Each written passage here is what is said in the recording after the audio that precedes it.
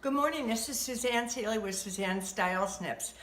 As many of you know, I've moved to the Villages, Florida, and I've been decorating my home. And it really makes me think living here because so many of the houses look exactly alike, or there's just a slight variation on the theme. Some are a little larger, some are a little smaller. They all have lanais.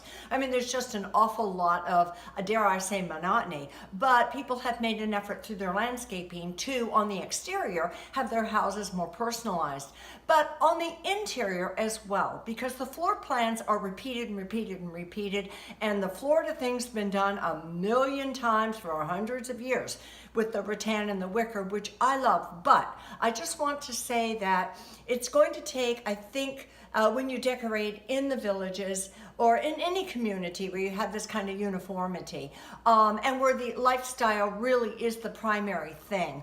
But it's going to take a lot of originality of thought and actually some soul searching, really, to make your home your very own space, and so that it is not part of a formula that other people are doing. You want your home to be special, I'm assuming. And if you just don't care about your home and your entire focus is on outside of the home, well, that is your choice too, because it is your home. But many of us do care. We want our homes to reflect who we are, and we want them to be beautiful and to be special.